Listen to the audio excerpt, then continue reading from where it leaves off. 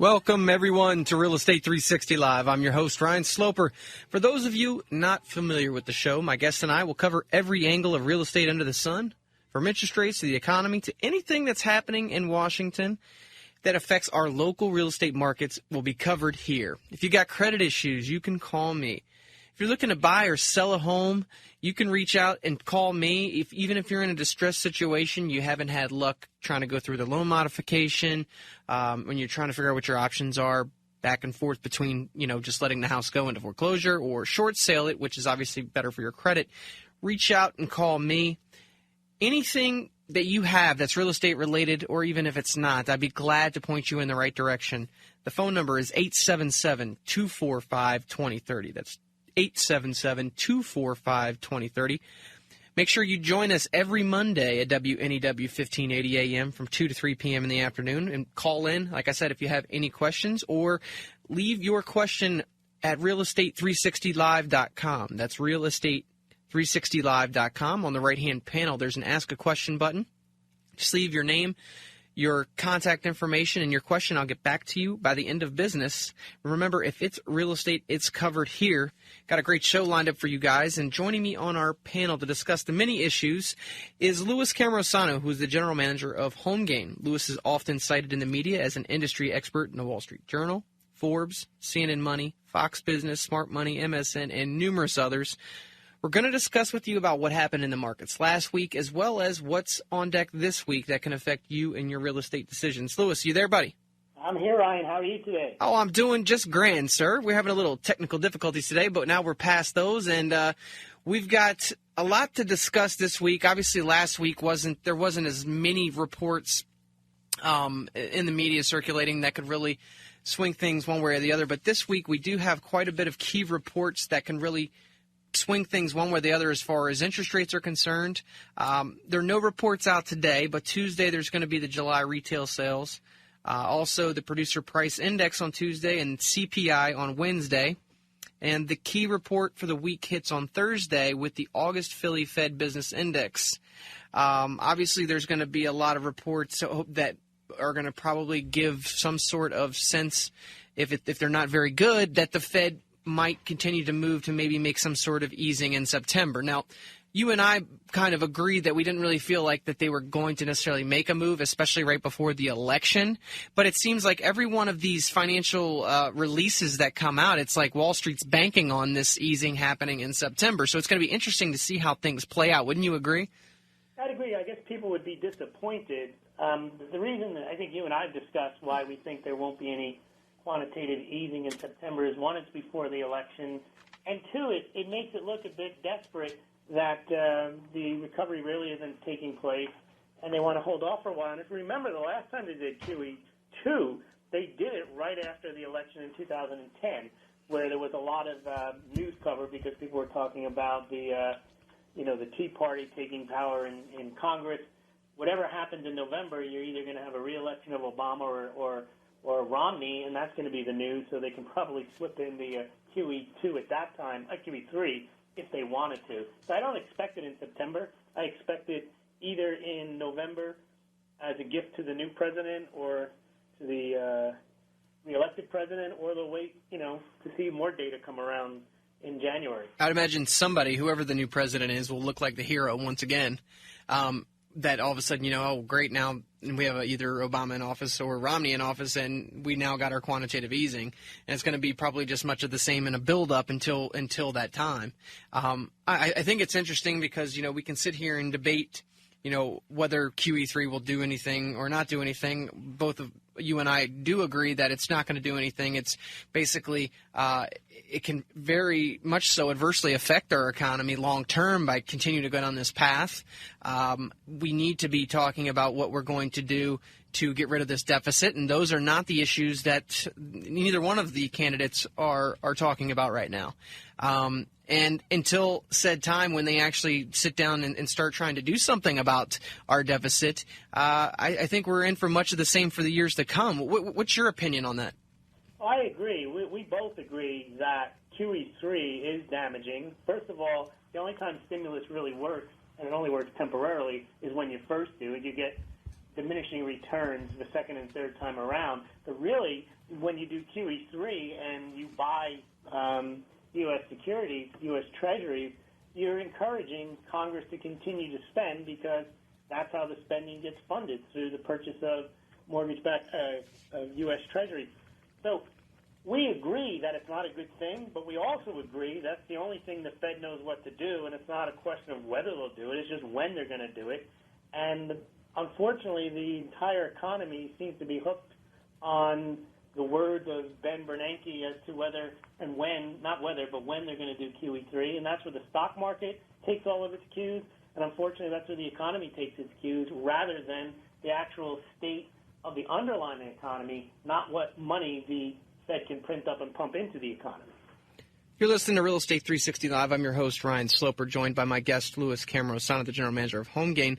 Yeah, I think it's quite interesting that, the stock market, Wall Street, everyone and their mother is all, looking to the Fed for what the next move they're going to make is, and how their move is somehow going to influence the employment situation in this country, which is laughable, to be honest with you. The Fed is not... I guess at this point they've been labeled the end-all to everything, and as we've seen, the stimulus has not really done anything for the employment situation, and it probably won't. It's just basically, flooding the system with more money when it's not actual printed money. A lot of the times it's just zeros added to these banks' balance sheets. But well, Ryan, let me interrupt quickly. The money isn't really even flooded into the system. It's flooded into the bank. Correct. That doesn't even make its way into the system. It just buttresses the bank's balance sheet so they can do more trading. Which is why, if you were going to, do this stimulus, and I often thought about this, and you actually wanted to try and stimulate some sort of job growth, then why would you not have some preconditions about the money that was sent, from the Fed to these banks' balance sheets? Hey, it can't just sit in there for you to take and invest in the stock market and reap the rewards there. You need to be lending that money out. You can answer your own question with a rhetorical one, because the banks control the Federal Reserve. Yep. And they get the money from the Federal Reserve on the terms that they want it. Well, unfortunately, Congress has delegated its authority over monetary policy to the Federal Reserve, which is a private bank, and they do with the money as they see fit. Right, and more of my point is that it's the system is rigged. You know what I mean? It's set up for the bank and the elite to continue to thrive, and to give a mirage that the actual economy is somewhat turning around when we have this great low interest rate environment, which I speak week after week telling people that, this is just artificial manipulation of the markets. This is not, interest rates really should not be this low. Right, if you think about it, they're saying they want to help the poor people, the middle class people, and so on, by allowing them to borrow money when they're already way in debt, and they say, well, it's cheap money. The real gift you can give to the middle class and the poor is, let's get rid of some of that debt. Let's try to save some money and pay a decent interest rate on their savings, so they can build up their savings, not so they can get more in debt. And, we've seen this in all aspects of our society, that the U.S. consumer is the one that drives everything, and the only thing you need to get the U.S. consumer going is you got to give them some credit lines, and you got to make cheap credit available so you can take out student loans, buy houses, buy consumer goods that they can't afford, but they can only afford through credit. Same with car purchasing as well. Right. So this whole concept that it's a gift, that they're giving you free credit, that really is akin to giving somebody, an addictive drug and saying, look, it's cheap now, we're going to give you more of it, instead of really trying to worry about the health of the consumer so they can take those debt loads down and start rebuilding their savings. That is not part and parcel of the economic recovery that they're looking at. They're trying to stimulate the economy and overstimulate the economy through spending more money and piling on more debt. Yeah. That helps the banks, because who lends them the money? Right. And, while they're trying to, put more money to potentially be lent out, you and I both know that the lending standards right now are ridiculous, and it's impossible for most, individuals, consumers, or business owners to be able to even get the loan that they're looking for, whether it be for their business or whether it be for your car, whatever goods or services or credit cards they're trying to take out. It's very difficult to get those these days. Well, that's true, but debt for investing in a business or even debt to buy a home makes sense, because it's hard to buy a house without incurring some debt. But they're encouraging debt for everything. Yeah. cars, consumer items, and even school you used to be able to afford. Now it's impossible to go to school. I think 80% of kids, 90% of them have to take out these guaranteed government loans to go to school. Yeah, I mean, and you think back, my grandparents were, the savers, and it was kind of embedded in their head that they saved their money and, didn't take out debt.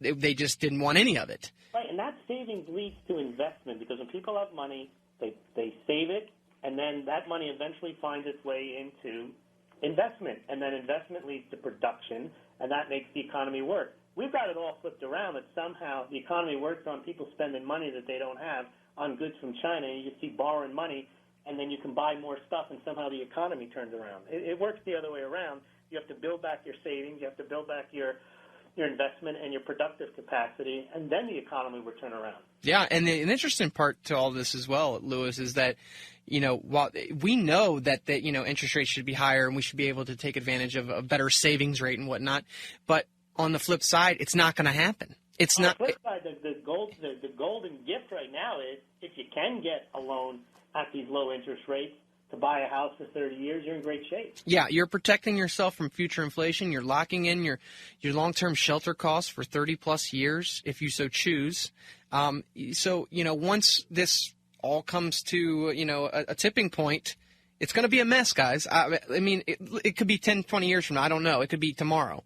But at some point, it's going to be a mess when, gas, the cost of milk and everything else is through the roof, and you at least have your cost of shelter locked in for 30 years versus many people that are out there that will be renting, and then just one day that switch is going to flip, and they were paying $1,000 and now they're paying $2,000 or $3,000. It's a great way to protect yourself long term. And I think that, if you're in a situation right now where you're saying to yourself, well, I might renew this lease, I think you owe it to yourself to at least look into the possibilities of you being able to buy a home. For no other reason than it's just probably it's smart. It's smart to do that. If you plan on being around the area for 5 or 6 years, and even if you buy the house, you move in it for a couple years, and then you eventually want to just use it as an investment property, locking in that low interest rate is I think very critical right now. It's almost an asset. I would say it is an asset to have a long-term loan for 30 years.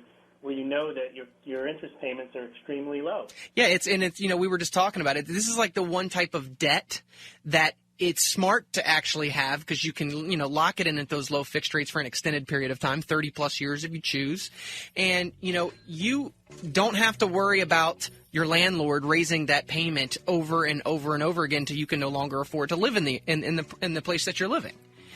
We're coming up on a break, guys. When we come back, City Mortgage is going to launch a rental program alternative to foreclosure. I'll let you know about that when we come back. Stay right there.